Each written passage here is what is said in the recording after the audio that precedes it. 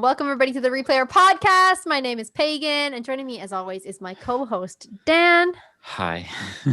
Hi. Dan's had some tech issues, friends. He's going to take a few minutes to warm up. that sounded like almost work. Hi. It was work.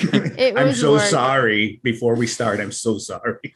Welcome to the show. Welcome to the show, and joining us again, back at it again, the white fans, Louis.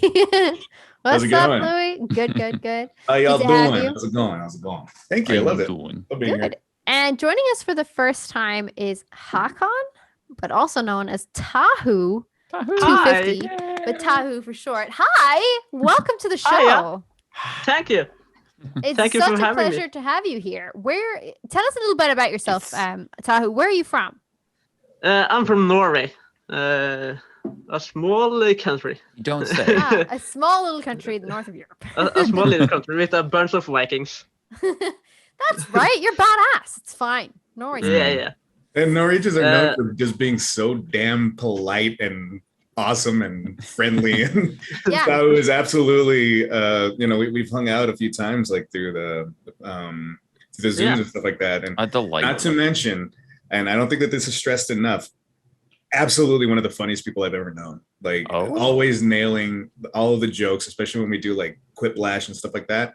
Yeah. Tahu is absolutely hilarious. Oh man, no, you kill it every single time, dude. Seriously. Like that's not even a secret.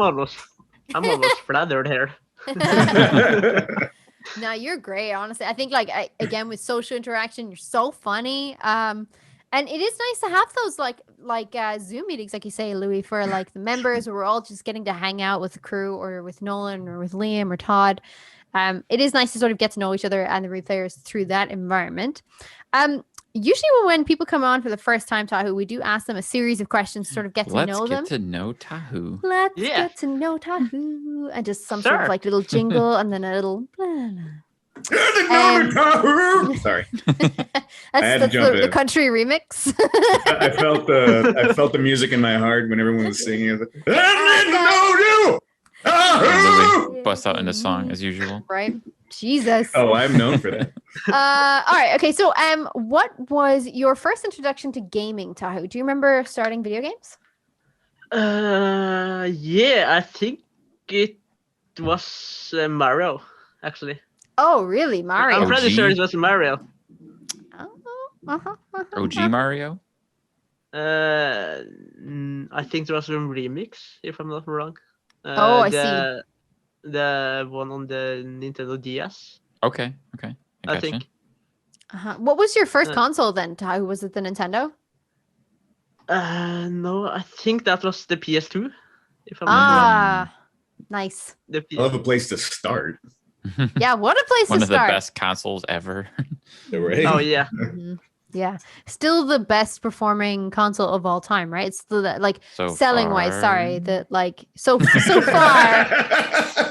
I can see the seething. Wow. No, I was just hinting at it. Something we were talking about before the show, where we were talking about the Switch. That's true. Now the Switch selling really well. I think sold 80 million copies in the last 2 or 3 years or something like that. And it is quickly becoming the fastest selling console or something, but the overall the greatest selling console of all time is still the PS2. PlayStation 2. Yes, indeed.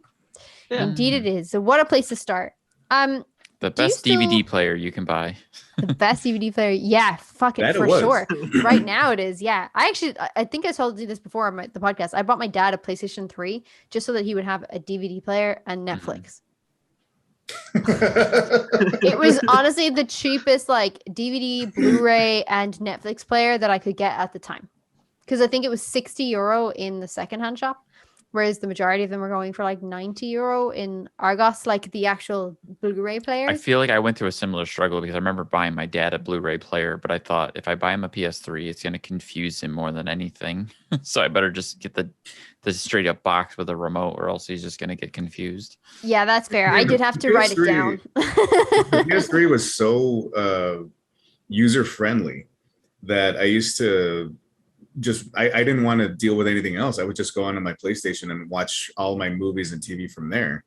I had a Blu-ray player and I was like, no, why? This is so much easier. 5 seconds forward, 10 seconds back. Hell yeah, dude! This is the greatest thing that's ever happened to me. Yeah.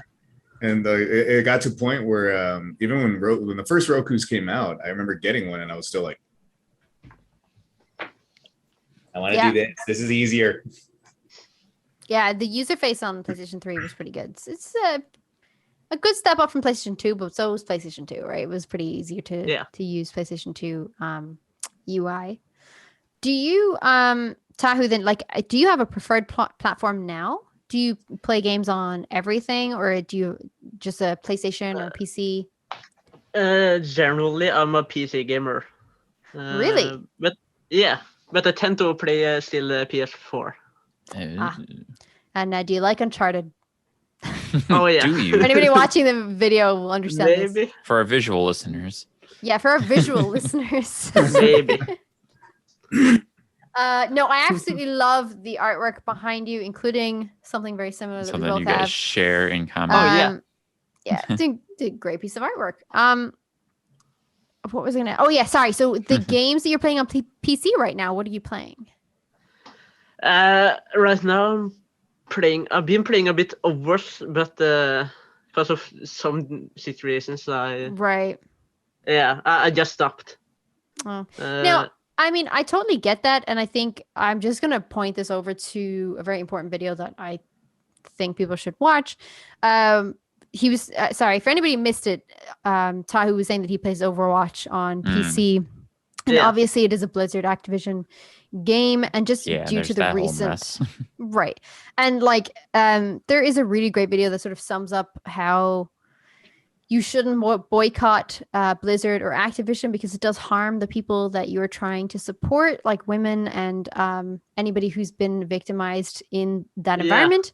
It's on Alana Pierce's channel. You can go ahead and watch it. I'm sure there's other videos out there about it as well, but I know that she just released one, I think, yesterday. So if you want to. Not saying that you shouldn't boycott them if your morals don't align with that company and you just don't want to give them money, then that's fine. But to say that you're boycotting them in support of these people would be a disservice because those people are now losing out on bonuses and paychecks. I will say this on that notion. If you're trying to boycott Activision Blizzard, just remember there are billions of COD players who don't care. So exactly. Your little boycott probably isn't going to make much of a difference. Yeah, for sure. And, as much as I appreciate and I respect anyone who wants to do that because of the cause and because of the situation, it sadly is not going to affect them very much. No. They're still going to sell millions of copies of COD. That's true. And Overwatch is a fantastic game. And honestly, I think there's so many people who worked super hard making that game that were victims in support of those people. You shouldn't boycott them. Just voice your opinion otherwhere. And again, you can go ahead and watch all of this in Alana Pierce video. It's on her channel. I think it's just Alana Pierce's channel on YouTube. So feel free to go ahead and watch it there. Great game though. I really enjoy Overwatch. Yeah, Overwatch is fun. Yeah, Overwatch is good fun. Are you playing anything on console at the moment? Not at the moment. Because I've been trying to get a new TV because I got a pretty old TV. Oh, really? Are you playing anything at all right now? No, I've been playing a lot of Ark that you maybe know of. On PC? Yeah. Nice. Right now, I joined a few friends on Minecraft again. Nice. But I'm curious. What's everyone else playing right now? What's everyone else playing? The Sims. The Sims. Yeah, we were talking about that. Things are great. It's so good.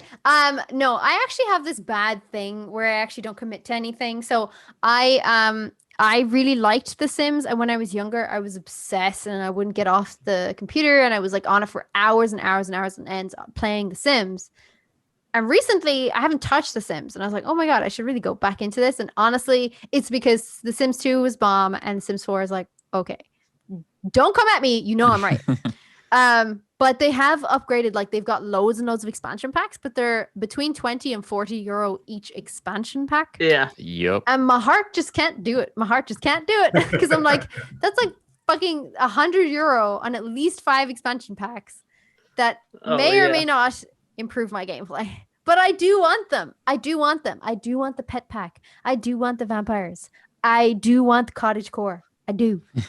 but then it's so spicy that I'm like, yeah, I'm just gonna play with the base game, and then I find the base game boring, and I'm like, damn it, I Man. should have gotten the expansion pack. That's how they get you. I know it is how they get you, but they're supposed to be really good. And then I watch like YouTube videos ranking the best expansion packs from like best to worst, and like the best sort of bundle packs that you can buy as well, which aren't expansions. They just give you extra items and stuff. It has me curious. Is The Sims kind of your guilty pleasure game? It's like the thing you do when you don't know what else to do with yourself. Yeah, Oh, probably, yeah. but not recently. That's just not been the case, because again, like I'll sit in front of the Sims 4 and I'm like, why don't I get the same vibes? Like when I was 14 or something and I was hooked to the Sims 2, why don't I get the same vibes in Sims 4? Like, is it because I've grown? Have Is it I because changed you personally? changed, or has the game changed? Or has the game changed that I'm just like, yeah, it's okay. Like, it's not the best game. I think like other than The Sims, like I don't really have like a guilty pleasure game. I think that and Stardew Valley, I hop between the two of those a lot when I'm like, oh, I'm just gonna go do a few things for a few minutes, like 30 minutes. I've got 30 minutes here, an hour here. But I am currently still trying to platinum God of War, and I'm taking my time doing it because I absolutely love that game, and it's just so much fun to play. So that game is probably what I'm playing most recently. It's a good goal. Yeah. How about you, Louis? Well, to kind of coin the phrase that Pagan was just saying, but to make it my own, because that's what I do. I'm a whore. I'm not committed. I'm very. What I said. Yeah. I'm very promiscuous with my games. No, I'm between, because VR is just taking over my life since the last time I was on. I'm still talking about it, but my buddy let me borrow his VR for PlayStation 4, so I've been playing Resident Evil 7. Oh, right. And the problem is that it forces you to be in one spot, so you have to use the stick to move around, and that makes me pretty nauseous. Actually, that's the only time when I get that kind of feeling. Yeah. So if you see me without the helmet, I'm going like this every time I turn. Okay. Oh, yeah. Look right. Nope. Because you're getting the movement without moving, so you're getting that. Yeah. Because I mean, you can sickness. Absolutely move around, and that's fine. But then your menu and everything stays in one spot. Gotcha. So if the spot is right here, and then I turn over here to fight the monster behind me, and now I don't feel bad, I have to turn back around so I can pull up the menus. So I'm wondering if that's how they had to program the game, since it wasn't initially a VR game, and then they added VR to it. That's probably basically the only way they could work it out. Yeah, I think that's what it was, but it's still fantastic. It's a wonderful experience. It's also not the best quality, that VR. Like it goes really, really down, and that kind of also hurts my eyes. So, but I did find a way to play my flat screen computer games on the VR. So like the Oculus Quest, you can do a virtual desktop, and then you can make the screen, a couple 100 feet tall, and then play your games like that. Sure. Nice. And they're pretty good quality. It goes up to around 4K. And I upgraded my system a little bit, like internally. I know how to do that now because I watch videos because I'm a nerd. And so I'm able to make the Quest work out a little bit stronger than just the base. And I've been playing games like that, which is fantastic because I love my horror games. And the one that's been taking over my life is Visage. I'm on the last level. There's a few levels in there. And it's something. It is something. I haven't played a horror game like that one ever, I don't think. And it's really, really good. But it does take a lot out of me. So afterwards, I have to kind of look off for a bit. Yeah, I'm like, I'm going to go watch Disney for 4 hours until I can fall asleep again. Because it's so, like the beginning, the opening sequence is just like, what? I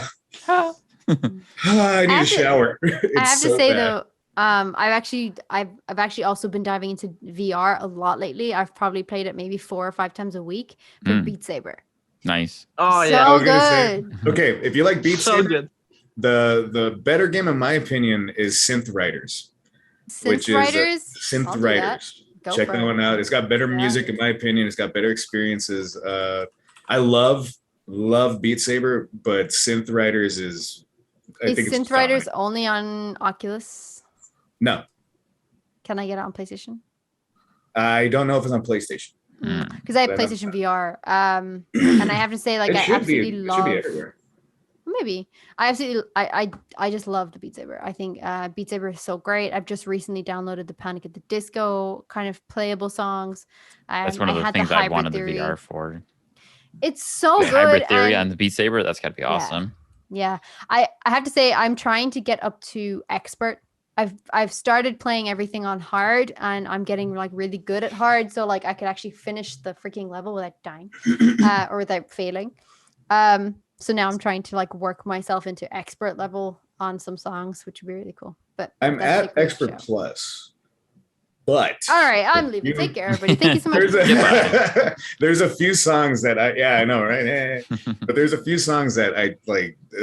And I'm not sure if it's because it's the Oculus, because it's not known. It's known to have not great tracking. And when you have those really, really fast, high-speed songs, like I'm watching my Saber go right through the block. It's like, man, like So that's I've thrown the controllers. Thank God they are made out of something that is stronger than titanium. I'm happy with that. I'm sorry, Tahu, you were gonna say. No, because I noticed a few bugs or glitches or what it may be, but the controllers just go straight through it, and their blocks they don't just react. Yeah, that would annoy me. And that really destroys your score if you turn into a score. Yeah. So it reminds me of playing Kinect games. Yeah. But you see, that's why I like Synth Riders, because I haven't had that problem with it. Instead of having to slash through, they're just orbs that you just have to be there and you have to be in the position for them to come at you. Like but one of the things that makes it a little bit better too is that there's like rails that keep you connected to the song. So like you're hitting the rail and you're moving with it, and there's like little patterns and stuff like that. And so it's a persistent thing that you're doing. As opposed to just kind of waiting it out. Or Beat Saber has this weird thing of instead of keeping up with the song, if you're hitting the notes right, you're actually making the drum beat to the song. Yes. But there's nothing to bounce off of. And a lot of people turn off the sound of hitting the box because it's kind of distracting at points, and then you can't continue with the beat because you don't know what the beat is. So that's something I don't like about I would agree as well with Beat Saber. If you're on any lower levels, like easy or normal, it just does not feel fun because you're off beat. No, you're completely off beat. Whereas if you're on hard, expert, or expert plus, you're actually mimicking a beat in the song. So if that's drums, if that's bass actually, or vocals as well with like Hybrid Theory, that's pretty cool. But what are you playing, Dan? Most recently, I was literally just playing the Back for Blood beta. And it is very fun. And I have some extra beta codes to share with anyone interested. Oh, very good. But cool. Louis, it's on PC. I started playing it last night. It's very much Left 4 Dead Max, like plus, like they added a bunch of new stuff to it. And it's running and shooting a bunch of zombies and trying to survive and work with your teammates to get from point A to point B. And it's just more of that great awesomeness that is Left 4 Dead, but better. Nice.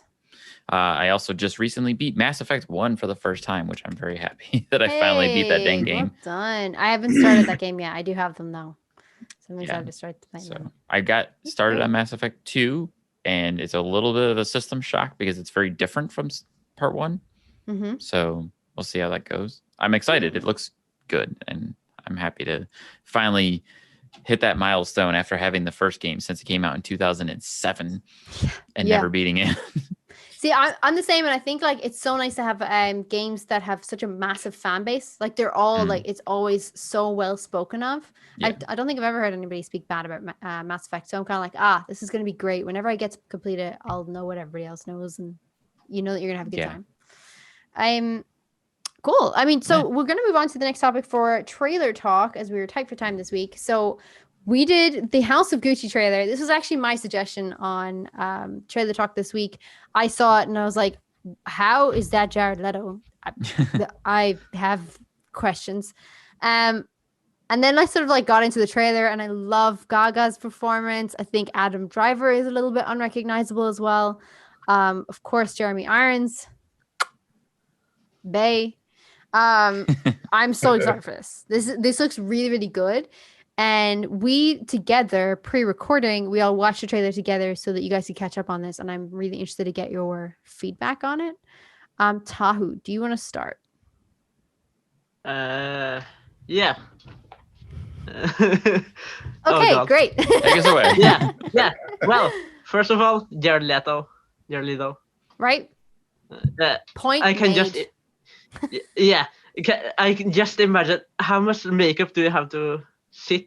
How many hours of makeup do you have to sit through to get that look? Yeah, and that's interesting because he's a method actor as well. So I'm imagining he didn't have to sit through all that much. Like I'm predicting that he probably gained an awful lot of weight for this film. Yeah, I bet so. Guessing. It's possible. Yeah. He did that before. He gained like a massive amount of weight for a movie that nobody saw. So it's totally worth putting yourself at risk, you know, I mean. His problem there though, like when he did do that and then he had to lose it all again, he promised that he wouldn't do that again. And then he went vegan and he was on like this like body's a temple kind of journey, and that's so respectable.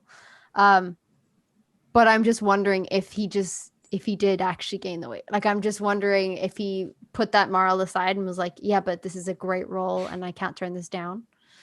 Good point, Tahu. Good point.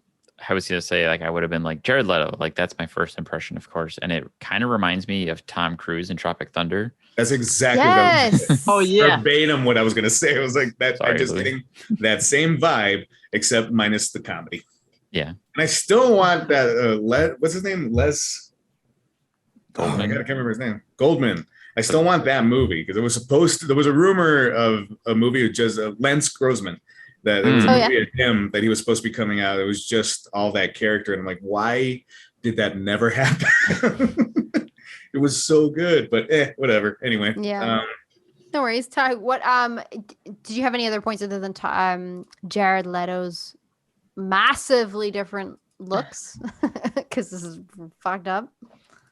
No, I'm actually quite unsure because, to be honest, I don't really think it's a movie I would like to watch through if I really had to.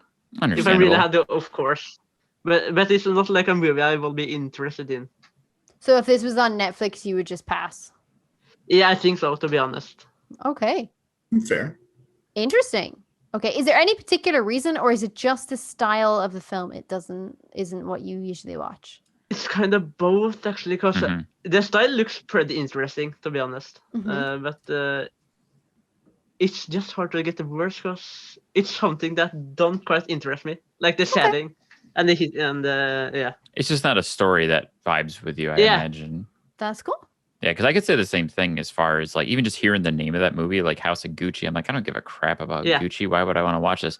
But I will say, after watching the trailer, the things that are grabbing me more than anything are the names, the characters, the people, the actors who are in this movie. Like, holy crap, is that a hell of a cast in this movie? Oh yeah. And Big time. that trailer is really well done. As much as I don't care about the story, that trailer is very engaging, and I it agree makes on me that. interested in watching it. Yeah, it's interesting because PJ, I think, made this point on the show on Trailer Talk this week, and he said if this cast wasn't attached and it was still the same movie and the same story, it would just be a straight to Netflix film. Yeah. He's like, they wouldn't even have totally bothered with some sort of theaters release because this looks like a straight to TV movie.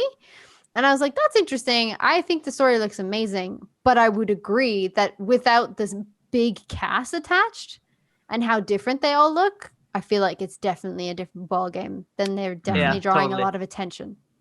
So, it almost strikes me as like because the whole story that they're telling here is the story of the Gucci family. I'm assuming, and how the business started, and they started making their clothing line, which I've never heard of. I don't know anything about. I know nothing about any intrigue or murder mysteries. You've heard of Gucci. I know of the brand. Okay. Yes. Yeah. Phew. So to me, like the first thing I think of is like this movie would have struck with me a little better, I guess, if it was like Once Upon a Time in Hollywood. Right. Like that movie, I knew nothing going into, and then watching it was like, oh, this story is about that thing that happened that I heard about that one time. Yes. You know, like putting the pieces together, kind of thing. Yeah. But I know nothing about any intrigue with the Gucci family. Didn't know any of that stuff. If that's actually true. Says it's a true story. I think It's I a made the same movie. point. I don't know if I did this in Yeah. trailer talk, but I didn't. I made the same point where I was talking about once upon a time in Hollywood. I went in with absolutely no context, zero context. The only thing I knew was when Sharon Tate walked across the film, and they'd said that it was like the summer or whatever of '69, and I was like, oh my god! I was like, it's oh So fuck! things And then they are went to gonna the be movie up. lot. Yeah. When they moved to the movie lot and everything, I was like, this is going to go in a very bad direction and I'm going to be very fucking sad.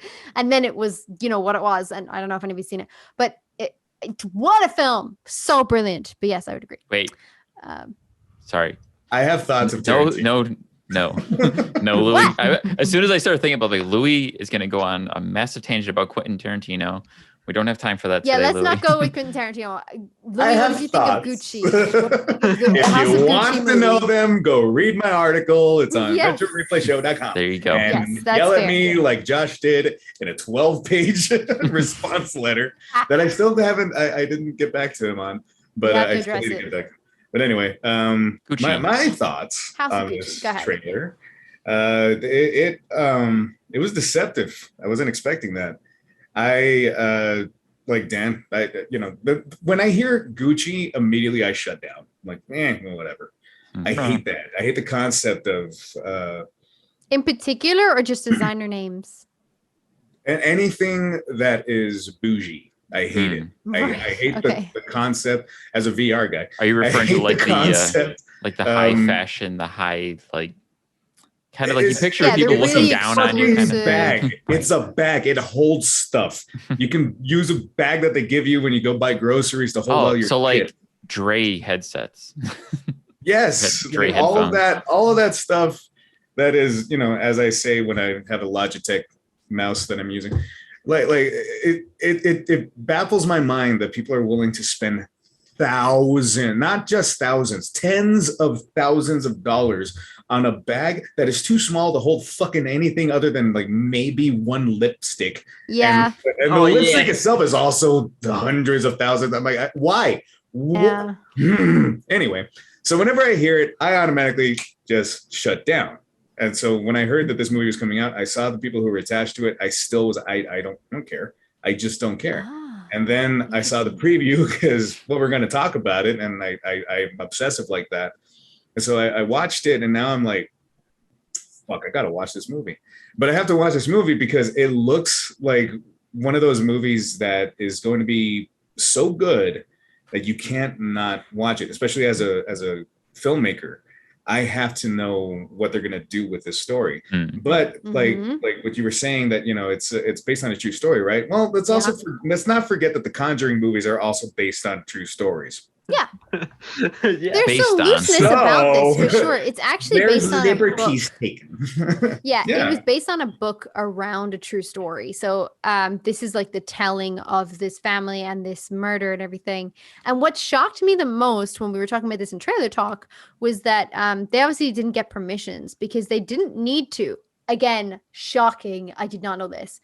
You don't need to have permissions to write a story or make a movie about anything that was in the public knowledge or public perception, right? So they didn't need to ask permission. They were just going to make this movie. The murderer, the lady who's gone to prison, who Lady Gaga plays, Patricia, I can't pronounce her name. Well, spoilers, God damn it. Spoilers. It's a literal story in the 80s, right? I know, I'm messing. And she's actually not the murderer in first day. But anyway, so she knew this film was coming out and had wanted Gaga to go and meet her for reference, and Gaga never did. And this lady was like, "Oh, the disrespect." And I'm like, I don't want to meet a murderer. No offense, bud. You spent 18 years in prison. I don't think anybody wants to meet you. So anyway, so I think it's going to be really interesting. I had no idea that you don't have to ask permission though. If there was a news report about it, you can do whatever the hell you want with it. I can't believe that. You can make it a conspiracy. You can do anything that you want because it's become publicized. What you can't do is take liberties with the actual people who are involved and create a story based off of what you think happened to them specifically. So as long as it has to do with what was reported, you can do whatever the hell you want with it. You can't add on with the real people. So they can add more people in there that didn't exist. That's fine. But they can't, do all this other stuff. So it's really weird. And I don't understand all of it because I saw somebody on, I think it was Legal Eagle on YouTube. And he was talking about those things and how they're able to get by them. Because a lot of people were trying to sue some company at some point for something, whatever. It always happens. And then he was going into what the details were, but he talks so fast and so much information. I was like, But it's something along the lines that as long as you're creating a fictional story and you're like, it's based on true events, that's why they say based as opposed to this is absolutely true story. Yeah. I don't know, but then again, you can also say that for anything. Like the Fargo TV show is every episode says, that this is based off of actual events. Only the names and certain things were changed. 100% not true. Every episode is 100% completely fabricated. None of these people ever existed anywhere. They kind of had like a murder somewhere, and they're like, "Oh, okay, that's the basis for this season." But that's it. So you can do whatever the hell you want. Just keep writing and make shit up. You're fine. That's why I want to be a writer. Yeah. Take liberties, Louis. That's going to be your nickname, Liberty Louis. Liberty yes. Louis. Liberty Louis. I knew him Sounds well. like we're taking on Liberty Mutual. We're with the stellar cast though attached, I am like potentially smelling some Oscar buzz about this film. Definitely for Gaga in particular. Yeah, I think every single person was like Adam, Oscar winner, Oscar nominated, Oscar winner. I'm like, okay, we get it. You have good people in there. Jesus. Like Al Pacino is attached, and Selma Hayek is actually pointed out to us by PJ. She's married to the head of Gucci at the minute. Wow. Yeah. It's no longer obviously the Gucci family. It's somebody else now who's representing the house of Gucci. But yeah, there you go. So this is an interesting one. And then towards the end of trailer talk and towards the end of this podcast, obviously, I wanted to throw out to you something interesting. In particular, relating to Gucci. Gucci have now partnered or collaborated with 100 Thieves, which is an esports gaming company, who are also, all around general entertainment. They have an amazing YouTube channel. They have a really large following on Twitter, on YouTube, on Twitch, on all sorts of spaces with loads of different collaborators, including Valkyrie and Courage JD, and Brooke AB. I want to get your opinion on this. They've collaborated on a backpack. Their first collaboration with Gucci. And it is described, let's see here. It's utilizing recycled Ecnyl and upcycled nylon in their construction. It's finished with a vivid red that matches the 100 Thieves logo. And there's co-branding on there. So a tonal monogram making the luxury leanings clear, while multiple straps and ample cargo pockets encourage the stashing of controllers, mice, and headphones. Dan, if you have a moment, you can edit that photo of this backpack in here.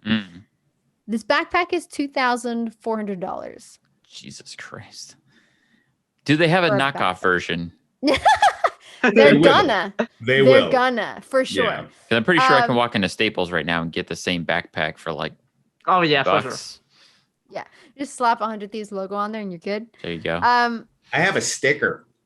Yeah, I have questions. So they've also just recently, after this Gucci announcement, they've also announced that they have partnered with their first luxury auto partner, Lexus. Mm-hmm. Are they luxury? Lexus is another luxury brand with its cheapest vehicle starting at $33,000 and a higher end options at $101,000. That's the LFA, their only high-end vehicle.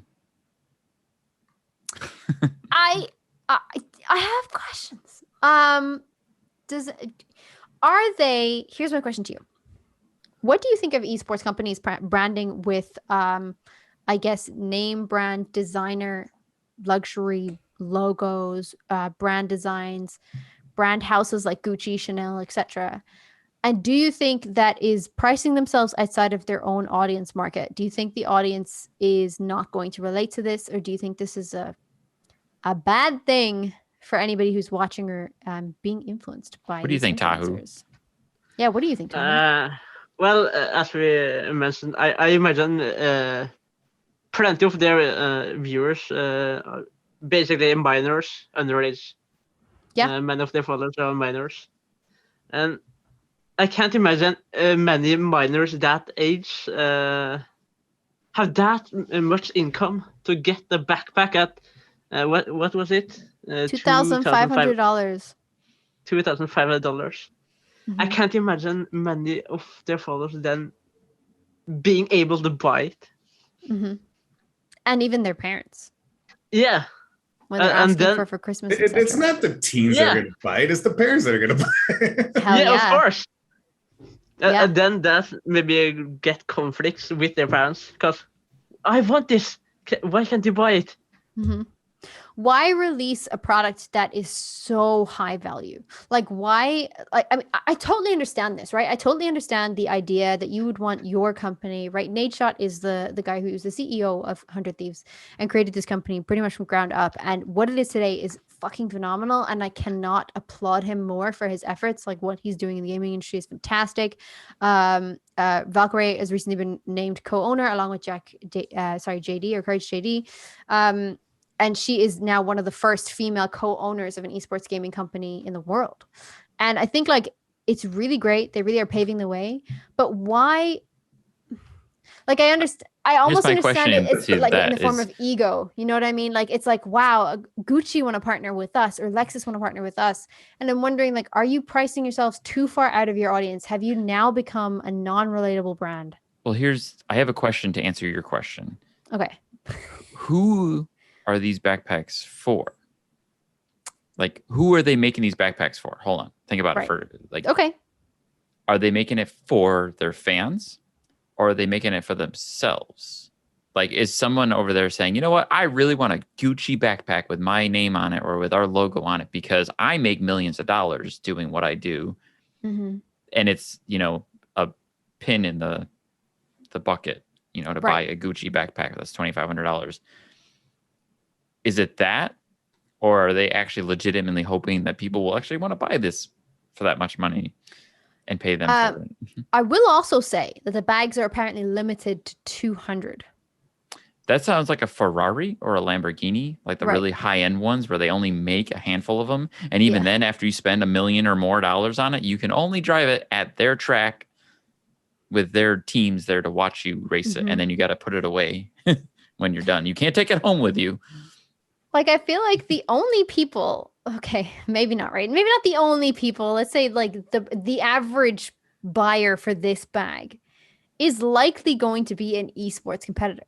Yeah, other like high-end streamers or YouTubers that make a lot of money. Yeah, and I was going to say that they're probably, if they're an esports competitor, they're not obviously going to be sporting 100 Thieves because they don't play for 100 Thieves. So I would imagine the majority of these buyers of this backpack will be 100 Thieves esports gamers themselves. So they've made a unique, very limited backpack for $2,500 pretty much for their own team. Would that be something that's accurate to say? Well, that's kind of what I was getting at, Yeah, for sure. And I think like it's interesting. And they're like saying that there's a lot of pockets and everything for controllers, mice, headphones, anything else like Switch, Nintendo, whatever you want to put in there, put all of your portables in there. You're going to have a great time. But I'm just wondering, like, does this make their brand extremely unrelatable? Like, is there just no achieving anything in this brand? There's nothing to sort of, they do have other merch, I will say, on their own store that is more of an achievable price for the average person or the average consumer. Here's another question for you. How badly did you want the $25,000 gold-plated PlayStation when they made that thing? Oh my God. Did you know about that? A little bit. No. Sony felt it was acceptable to make a gold-plated PlayStation for $25,000 and actually sell it. Right. But Sony PlayStation's audience is anyone between the ages of like 12 and 80. So when it came to that particular console, though, that was meant to be like a celebrity pool. They're just like, okay, who's gonna pay for this? Because somebody's gonna want to buy it. And I think like P Diddy bought it or something like that. I was gonna say, fill in like the popular rapper name here is gonna buy this. Yeah. Right. Well, okay. Yeah. So here's the thing. Here's my spiel about this whole thing. I don't care. I don't care. And for those of you who don't know, I have been hyping Pagan up this entire time. Like, you're gonna want to hear my words about this. She's like, I want to hear so bad. I don't give a shit. And the reason why I don't care is because Dan hit the nail on the head. It's not for us. This is not meant to be. Like, that's why I don't care about Gucci. I'm never gonna have a Gucci anything because fuck you. Why would I? Like when Kanye West sold a white shirt for like 10,000 or whatever. I know. Because he's also a narcissist, and that's what everybody who owns a Gucci is a fucking narcissist. You don't have these products for normal consumer. Mm-hmm. The normal consumer, like, you know, I have a $1,200 computer. I have now a $100 setup to be able to play games on that computer, and I have a $400 VR set. All this took a couple of years to accumulate to get, because that's what I wanted to do with it. This is as bougie as I get. This is the most expensive item in my house. That bougie doesn't include the car. So, I mean, like, you know, it's not for us. These aren't things that, like, you're asking, Pagan, are they too detached? Yes, absolutely. This isn't for everybody else. They're just showing, look what we could do. We got Gucci on our back. Now we have somebody here that is so high pristine that they recognize our level of pristine, and now we can match. They're just showing off. You're showing everybody, hey, look at this one of a kind item that I have that you don't on my Zoom call. It's right there on the wall. Hi, make a reference to that. All you're doing is showing it off. It's not meant for any of us, which I think personally hurts their brand, because now they're going like, look, we are better than you. No matter how much good they've done, now they're also throwing that in our face too. Like, look, I did all of this so that I can have that. It's different if they made these things and then they gave them to these people and they're like, look, just thinking if they gave these things away, that I think would be a much bigger. Or even if they didn't give them away, if they just sold them, but specifically to these people who can make that money and not make it a public thing, that's different. Because now, okay, I went to Gucci to reach out to them to say, I want this backpack that you made for gamers. We know that you make it, but they didn't go like, look, it's for everyone. Do you have 2,400 for a bag? It's not for you. If you want it, you can save up for it, and that's fine. But I do think that it hurts a lot of people because they're going to be asking, like Tahu was saying, you know, the parents are going to be the ones that are going to buy it. It's not going to be the kid. Yeah. And now they have one more thing to tell their kids, sorry, I can't afford that. You know, I want a Diablo car. That'd be fucking fantastic, but I know it's out of my price range. That's what I was just wondering too, is what exactly is the collaboration with Lexus? Like, are they making 100 Thieves branded Lexus SUV? Yeah, probably. Like, I don't know. I mean, where you can fit all of your actually, controllers and your switches into the pockets. They did build a custom car on the inside. You can go see this on their YouTube channel. I think the reason basically that I bring this up is because I am a fan of 100 Thieves, and I really enjoy what they're doing with their company. I don't always like love every piece of content that they'll throw out, but this kind of like collaboration kind of shook me, and I was like, oh, I really enjoy this, like the ego side of this, because if I had like made my own company from scratch and Gucci wanted a partner or Lexus wanted a partner, I'd be like, fucking hell yeah. But I do think they're a little bit detached. What was the question? The question is nice. All of the questions. You pose the question of like, how does this make you feel? Especially like, I think it's definitely hitting a little bit more home for you, Pagan, that like it's making you wonder about this company that you respected. I'm just wondering, like, yeah, because I mean, like the estimated net value of this company, I think, is somewhere up in the $190 million era, right? And I think that's so cool. Like, I'm so like in awe of the people who started this up and like built it from nothing and made it into this thing. And I think esports is nothing but on the rise. But this just kind of seems so like so But elitist. This there's is so elitist, and I was like, man, this Yeah. sucks. Like, oh, sorry, the Lexus thing. There's a video on their YouTube channel. They actually customized a Lexus on the inside with like fucking nano leaf and RGB, and on the inside is it. This is a car that is Nanoleaf. not meant to be driven. You know what nano Yeah. leaf is? Yeah, Never heard of it. So it's on the car roof, right? This is a car that is not meant to be driven because in the driver's seat is a PC. Mm.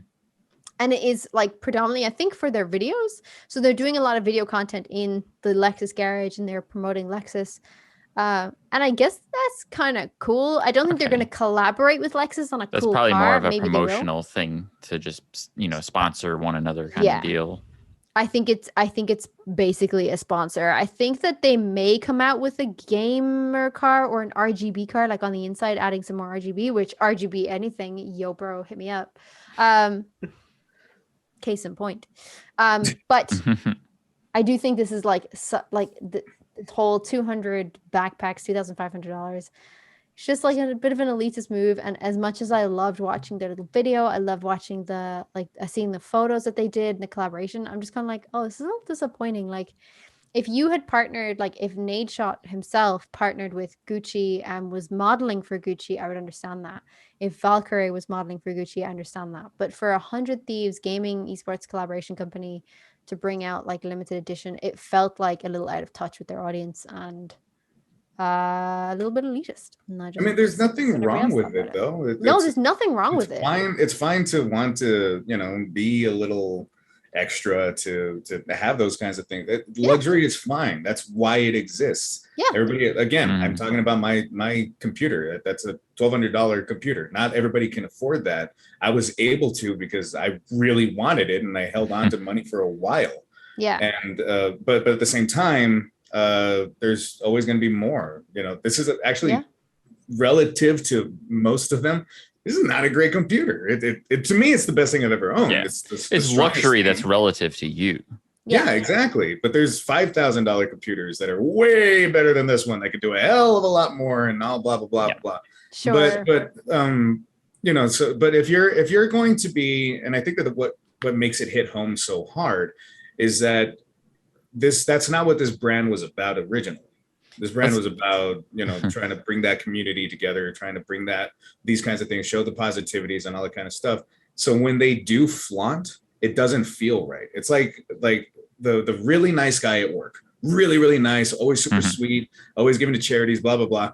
And then out of nowhere comes in and is just talking total, oh, so I got this for the weekend and I went over here with my wife, and have you seen how hot she is? Isn't she so much better than everyone else?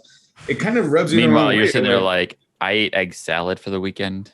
Yeah. I think the most affordable partnership they have is Tostinos. Like pizza pockets. Relatable. Mountain Dew and Tostinos and Gucci. Put those in the Gucci bag. That is the most affordable partnership they have at the moment. But thank you guys. Thank you for biting in on that topic for me. We are going to close out the show now. So what I'm going to give you guys is an option or I guess an opportunity here to promote your socials if anybody would like to follow you on social media. So Tahu, I'm going to throw it out to you. Would you like to throw out your social handles? Yeah. So let's just say it out. Yeah, go for it. If it's easier, we can put it in the links below anyway, but go ahead and say them on. Anything else if you have anything you want to share too. Yeah. Yeah, I can at least share my Twitter, which is at Tahu250. And also you can check out my Instagram, which is Tahu2002 _FF, if I'm not mistaken. That's it. Yeah. We'll throw all those links down below in the socials as well. Is there anything else that you'd like to promote in terms of projects or anything that you're involved in? No. Not really. No worries, all good. Louis. Here we go. I'm gonna it's like credits. I'm gonna try to keep it very, very short this time. You can find me with Somerset Pictures on YouTube. The Skeleton Crew, same kinds of people and stuff like that. We do video vlogs and all that kind of stuff, just really fun and shorts and movies and all that kind of stuff. You can find me on the website Retro Replay Show for my articles. And very soon we're going to be coming up with some stuff with Deadpan. Deadpan. So Dead Dan. Dead Dan with Deadpan, Pan, and Dan. What the hell is wrong with me? I think I'm high. Anyway, good water, huh? Just check out the links and see if you like me. I have a great voice. I agree. Please like me. Dan, what about you? You can find me on all the places at Stark Evil Vash. Twitter, I am Stark Evash, StarkyVash. Yes, we do have some new stuff coming with Deadpan in the works. There's a new video that Louis is a part of that should be out soon. I can't say when exactly. It's still kind of a work in progress. And I just have to ask our listeners, our visual listeners out there, if you had $2,500 to spend, what would you buy instead of a Gucci bag? Or would you? Would you buy the Gucci 100? No one. No, they're not. No one will. Somebody might. No. What would you? What are you buying instead of that bag? Because if you had $2,500, a car, also, future pagan, coming back on your conversation there earlier, you can edit this in if you want, Dan.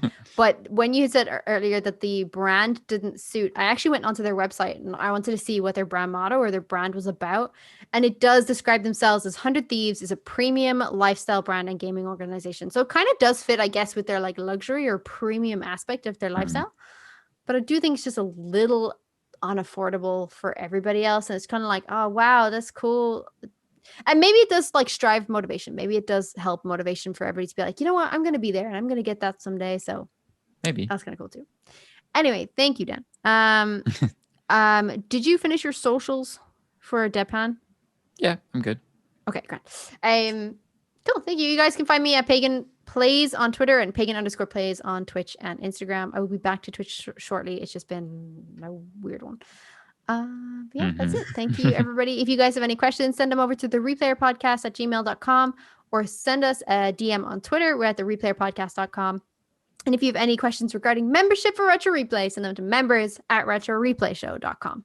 Oh, and send us questions for Retro Replay so that we can send them in to get voicemails again. Oh, yeah. Do that. Yeah, we want to do that. We had quite a few questions from the last time when Nolan and Drew came on our show. Woo, woo, woo. And we will be sending them over to the studio to see can we get them recorded in a voicemail instead, because we were a bit short for time on that episode. But thank you guys. Thank you all so much for being here, Tahu, Louis. It's so lovely to have you guys back on. Thank you. And yeah, that's it, everybody. Game over, folks. Game over. Bye. Bye. You are dead. Game over. Game over. You're dead. Resident Evil. No, Resident Evil. Roadhouse.